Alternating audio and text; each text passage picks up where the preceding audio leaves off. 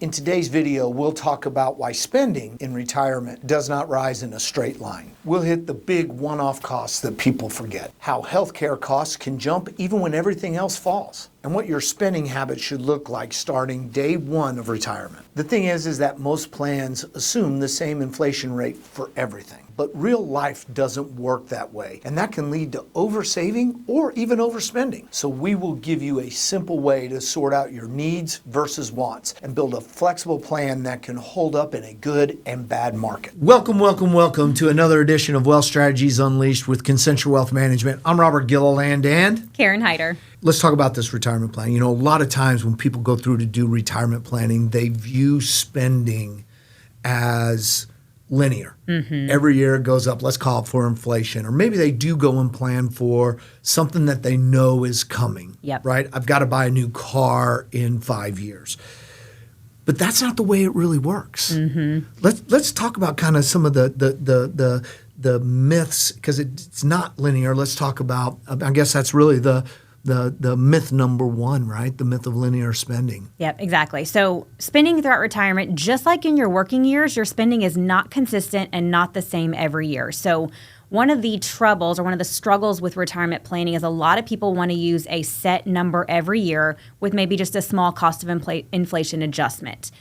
That's, as we know, is just not realistic. There's so many things that vary year to year, especially when you go and you click on that retirement button and you go from working and spending on certain things such as clothing every year, cost to commute to your job, travel, entertainment, all of the extra things that go along with working in your big spending years. A lot of those start to decline when you go to retire, but they're not necessarily a set amount every year. When you are in your 40s and 50s, those are your peak earning years. That's when you're earning the most, generally speaking, kind of mid 50s or so. Kids start to get out of college, knock on wood, hopefully go and get off of the payroll. And there's a lot more kind of free cash flow. A lot of times people's lives adjust when there's more cash flow, right? Then all of a sudden you end up in retirement and people think, well, I'm not going to pay for gas as much. Well, you might, or I'm not going to have as many tolls. Here in Houston, we pay tolls to go everywhere, right? Time. Clothes, those kind of things. And I really think the way to go through to plan on that is that we used to say about 80% of your current after-tax income is what you should plan on, but that's not what happens in the first, call it 5 to 10 years. It really is probably 100 to 105, 110% kind of inside there, right? For those first 10 years, 5 to 10 years, let's say, more or the same amount as where you are, you're more active. It's those go-go years. That's where, hey, look, let's go grab a bite to eat. Let's get out. Let's go do something. Let's go on this trip. Things like that. Now you have that flexibility and freedom inside of there. Well, and that's where I think it helps to really look at your budget when you're looking towards retirement, you're getting close to going and retiring. Looking at your budget and looking at what you're actually spending your money on. What in your spending is your essentials that you know are going to continue to be there? And then what are those other spending things that may actually decrease or may increase when you go and retire? And using that as your guide to project and to plan what your spending will be in retirement. You know, one thing we haven't talked about is healthcare. Right. That's one that we've said this before. One of the top two concerns people usually have when they're going to retire involves one of them being healthcare. And so healthcare is one of those that's maybe not the same as the ones we just talked about. Healthcare, it is likely that at some point you're going to see an increase in your healthcare costs. If you're younger than 65, you are going to have higher costs for healthcare. Now, Medicare will kick in and costs don't necessarily disappear, and you clearly need to have a supplemental policy. But the cost of healthcare has continued to go up greater than inflation, right? And so healthcare costs, you have to factor that in because a lot of people are getting supplemented on some form, even though it's expensive, getting supplemented from their employer, right? So they're getting a discounted cost. But you end up picking up where you might be paying $500 a month, just making a number up. It may be $750 or $1,000 or $1,200 a month for that same insurance. Having a static inflation rate when you're looking at that doesn't really work because it was just a couple years ago right? That we were at 9% inflation. Yep. I assure you there were no financial plans that planned for that. Yep, and that's one of the beautiful things about working with an advisor and actually doing the planning is the ability to adjust those inflation rates based on what's happening. So I do think it makes sense to use long-term averages of inflation when you're projecting out whether your assets will sustain your retirement. But I also think being able to do those one-off stress tests to see if we go through periods like 2020 to 2025, these last 5 years, where we've had increased inflation, can your assets in your portfolio sustain an increased period of inflation and then a decrease later on? So using a blend of those two where you've got a long-term average trend, but then also calculating in stressful years, I would say, where there is that uptick. And look at this very, very realistic. And if you do the right type of planning, it's not necessarily putting you on a budget, it's giving you kind of some guardrails. Exactly. But to help people understand as they're moving into retirement, let's talk about the different types of spender profiles. When we sat down and thought through this, there's really 6 that we identified that I think most of our listeners can fall into one of these categories. So the first one being the steady Eddie spender. So this is probably very few of our listeners, but this is the predictable, pretty consistent spending throughout retirement, whether that's $10,000 a month, whatever that is, your expenses and your amounts that you're spending are pretty set and consistent. That is a very small minority Very small. of them. And generally speaking, they're the ones who have kept meticulous notes over the years. Yep. And they're also willing to make sacrifices when cost of living goes up, right? And I think the next one is that front loader. Yeah. This is what we talk about a lot with people. You retire, you're in the go-go years. You feel good about things. You can still get down on the ground to be with grandchildren and get up without help. And it is the go-go time. That's when you're traveling. You're going through doing these different things, and it's very, very travel and hobby oriented. The key is, one, you have to plan for being able to shift downwards. Yep. Right? At some point, you're not going to travel as much, as long, for forever. And then the other thing is being very realistic about what it is that you want to spend and treat that as if it's an additional expense so you maintain your quality of life and standard of living. Yep. So the next one actually ties into, it's very similar sounding to the one you just described, but this one is the partial retire spender. Which we're seeing a lot. Exactly. Seeing a lot of this, whether that be consulting, whether that be part-time work, whether that be another side gig that you decide to pick up in retirement, a passion that you had that you never explored before, and now you have the time to go do, and you earn some money for it. So these are people that are transitioning into retirement while still doing a little bit of work. It also means a lot of these people are still seeing an uptick in their spending because they've got the income coming in to support that. One of the great things about these people in these situations are, this one to me kind of softens the emotional toll of retirement. Right. It goes from having your identity all wrapped up in retirement and then flipping a switch, and the next day you're a whole new person trying to figure out, what am I doing with my days and what's my purpose here? These people have the ability to slowly kind of take that off-ramp from retirement, slowly decline with working a little bit and reducing their hours to eventually a full retirement where they have gotten comfortable with that adjustment. It's just an easier transition. Right. You know, when you go from there, you go and you look at this kind of shock and adjust. This one is always kind of surprising to me. You sit down with someone a couple of years prior to retirement, and they do planning, and their house is paid for. They have no debt. Everything is good. Their cost of living is down. And then they get right at retirement or right past the actual date of retirement. They say, you know what? We need to buy a new house. Yeah. What about this plan? And generally speaking, they're not downsizing. Yeah. And so then they turn around and they go and they buy a new house, or they move to a different part of the country or something like that. We see that a lot more often, and you just have to kind of think through, if you're the person as you're going through planning for retirement, you have to think through, are we going to want to move out of this town into another town? Are we going to want to be closer to grandchildren? And plan for that so that your wealth span is not shorter than your lifespan.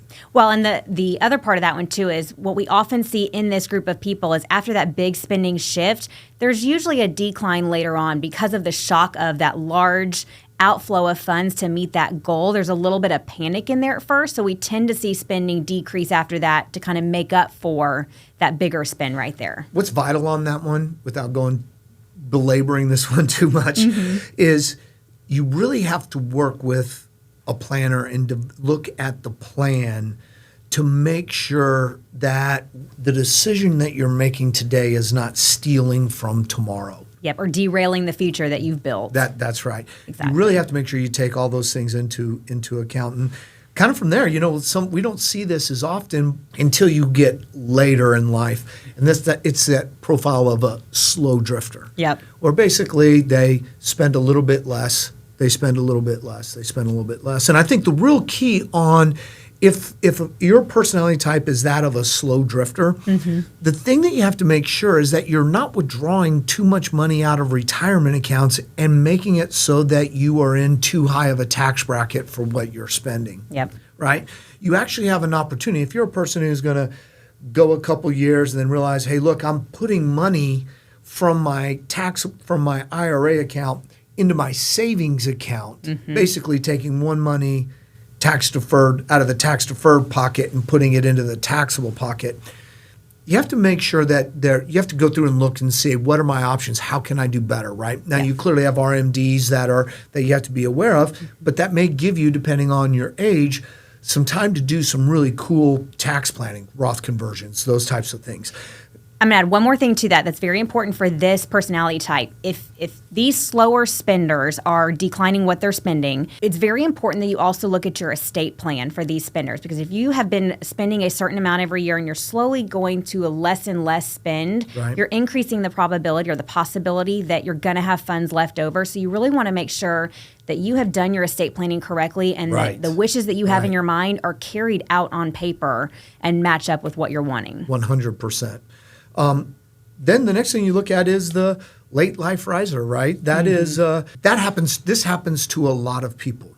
And when you're in the early stage of retirement, it's a good time to kind of go through and plan on that. And that's when, as you get older, your costs go up. Primarily, that's because of healthcare. Absolutely. Whether you need assisted living or things like that. Talk a little bit kind of about some things that late life riser might want to. Yeah, I mean, you're right. Healthcare is such a important thing to consider and to make sure that you have planned for. Using the earlier years when you are going to retire to really look at those later in life costs and do the planning that's necessary will set these people up for success. So whether that be looking into a long-term care plan, we've talked about these before, but these are very different now than they were 10, 20 years ago that some of our listeners' parents probably had.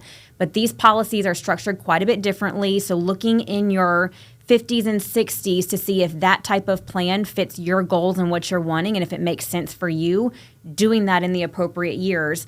But then also, even if your plan is to self-insure a healthcare need, looking at the probability of your assets being able to self-insure you and that you will have assets later in life to meet those needs if that should happen to you. When you go through that exercise, it opens both eyes wide open. It does. A little bit scary. Can be a little bit scary.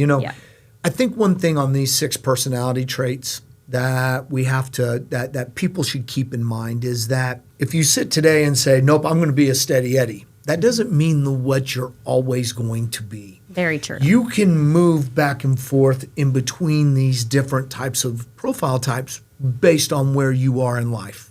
Right? Yep, and I would add to that, sometimes the movement between these 6 shifters is not on purpose. Sometimes life happens and certain things cause you to move from one spender to another without realizing it. And that's why it's so vital to do the planning, especially with a professional that can help make sure that should you be shifting from one to the other and not necessarily wanting to, that you're set up for success and your plan can allow you to do that and still live your life comfortably. That's 100% spot on. One of them that we talked about was this kind of partial retire spender. Let's talk a little bit more about, because you know what we've found is that roughly about 50% of people do that.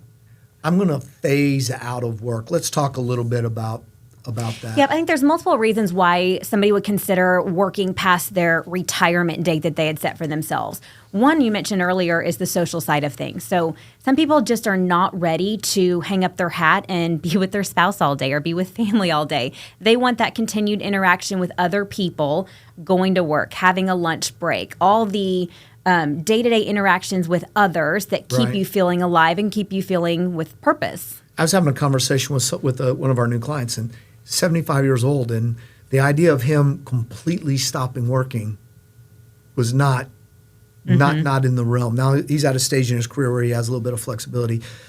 The key, if you're going to be that partial retiree or do consulting, is to be realistic about how long you're going to go to do that. That's number one. Number two, to make sure that you understand what that means for cash flow. Absolutely. Right? And the tax implications of that. That's right. And the one thing as we kind of go through in all of these different scenarios and where this is, and the surprise that catches a lot of people is if they don't plan for volatility. A lot of comprehensive financial planning assumes a growth rate every single year. Mm-hmm. And we all know the fallacy in that. Let's talk a little bit about what happens if all of a sudden you retire and let's go back in time, 2007. Yeah. Right? Market's at an all-time high. 2008, financial crisis begins. 2009, it crescendos. How's that for a fancy word? Very good. And goes through and happens in there. Making sure that you're planning for that can help alleviate your risks in retirement. Well, absolutely, because the sequence of returns absolutely matters, especially when you first retire. In those first, what we call those danger zone years, your first 5 to 10 years of retirement, the sequence of returns and the way you're withdrawing your funds can absolutely set you up for success, or it can cause detrimental harm to the overall plan based on those key factors happening.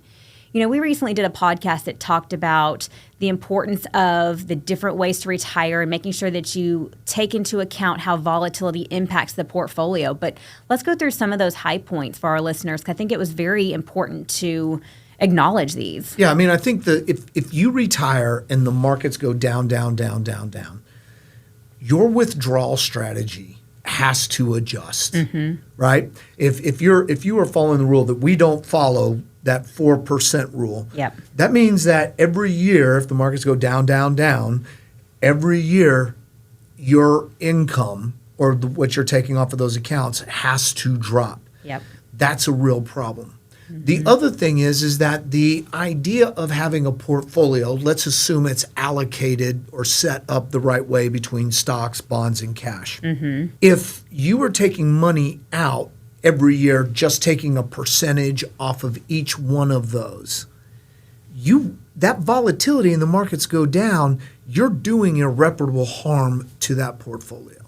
And so you have to be keenly aware that sequence of returns, because if this year the market's down 20%, just to get back to even, you have to get better than a 25% return to get there, right? And you look at that portfolio that's boring and averages 10% per year versus a portfolio that's up 20, down 5, up 20, and go back, and you both end up at the end of 5 years at a 10% average annual return, you have more money being steady through there.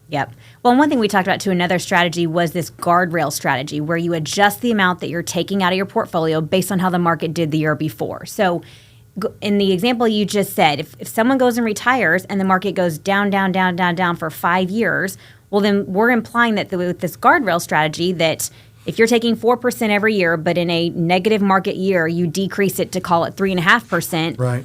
Those first 5 years, the 3.5% amount in terms of dollars, every year you took a pay cut. So going back to what we talked about a second ago, a lot of the retirees that we work with in those first 5 to 10 years of retirement tend to do more spending, more travel, more entertainment, more time with family and grandkids. That just doesn't hold up. It doesn't set them up for success, because we're basically saying you need to take a pay cut over 5 years in the years that you want to be doing all of these high spending things. That's right. Those go-go years, life is for living. Exactly. I've said that maybe 100 times. And that kind of leads us to going through, you identify where you are, doing the proper prior planning.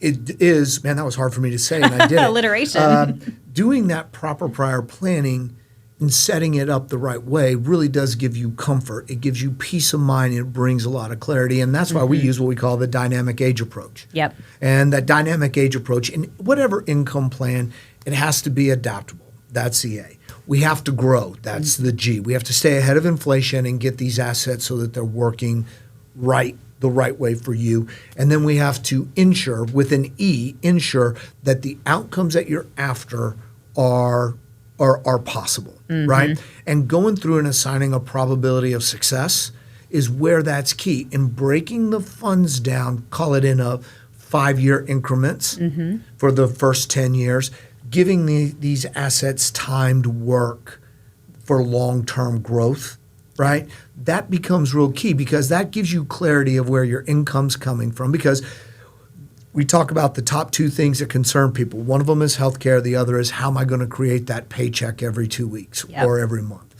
This is a great way to go through to set it up. And if you do it the right way, it's going to help ensure that you have the outcomes that you want. Well, and it also it solves the problem of the sequence of returns risk that we've talked a couple times about throughout this episode. Trying to make sure that you are not having to sell investments when the markets are down, which as we know, causes irreparable harm in a plan. Setting up an income plan like you just described, make sure that cash is available through any type of market year so we're not having to sell investments and we can allow assets to grow, and then we've got a plan for where the next assets are going to come from, and we don't have to worry about where we are in the market and is it the right time to sell to create that cash. 100%. I think bringing it all together, the biggest thing is to sit down and make an action plan of it. So very first would be identify which spending profile you are right now and what your probability is likely to be in retirement. So look at what you're spending, use that as kind of an exercise, and if you're married, with your spouse, to determine what you project your retirement to look like so that you can plan for those types of expenses and what your actual cash flow will likely be. And I think once you get those, once you identify kind of where you are, the next thing you've got to do is make sure that your stress test, if you will, or the different levels of inflation. Yep. Right? What happens if we end up at a 4.5% inflation rate for the next 3 years? What happens if we end up at a 2% inflation rate? What happens if next year we're at a 9% inflation rate? Yeah. What's going to happen? Yep. To make sure that portfolio can withstand it and the assets that you have can help you achieve what you want. Yep. And then next, and what helps with that too is go through and classify your expenses in categories. And what I mean by that is look at what you're spending, what expenses are the essentials. If you still have a mortgage, that payment, food, all the things that you have to have in order to live your life. Then look at what's discretionary. So the more fun things that we want to spend on, but if it came down to it, we could afford to cut these and we wouldn't suffer. And then what are those aspirational expenses in there? And by doing this and classifying where your spending is in these 3 categories, it makes it to where there is flexibility for adjustment. So if something happens and we're not prepared for it, or a black swan event type thing happens, we can make adjustments that are not going to impact the essential needs that we have. And once you've gone through and have done that's where implementing the age approach, this strategy for creating that income stream, creating the cash flow that you need to afford you the opportunity to have time. It is very clear that the single most important thing when it comes to financial success is time in the market, not timing the market. Absolutely. And you said black swan. The definition, everyone wants to know, well, what happens if, or when is this going to happen? Or those black swan events, by definition, you can't predict. Right? And so we want to make sure that we give the portfolio the flexibility to withstand those black swan events. Yep. Right? And when you have that strategy in place and put a few guardrails kind of inside there, and knowing what your essential goals are and lifestyle goals are and aspirational, you go through and set that all up. And that when that's there, then when those black swan events happen, one of the last things you have to worry about is whether or not you can maintain your standard of living. Absolutely. 'Cause it's not a matter of if it's going to happen next, it's when the next one will happen. And then kind of from there, what you want to do is you want to make sure that you are stress testing the portfolio. looking at and we already said this a little bit, looking at those sequence of returns, making sure that what happens if your first 3 years the markets have negative returns. Yep. When we go through and we look at that, we get a probability, the number of times that we were successful, then we can go into retirement completely confident. Absolutely. The first 3 to 5 years are so crucial. So really making sure that those years are set up and looking, like you said, at probabilities of success, determining an appropriate level of probability there, I think sets people up for success. You know, one of the things that I would tell people is down inside of the description, you can go and you can grab our 5 questions white paper that's inside there, or guide rather. I would encourage people to go and grab that guide. It's going to help them walk through to figure out where they are and what they need to. Absolutely. Kind of with that, I just want to say thank you. I hopefully this was meaningful to everyone. If you have any questions, feel free to reach out and give us a call, or you can simply hit that button right there and book a time for a complimentary kind of financial review. With that, I'd like to say thank you, and we'll see you next week. See you next time.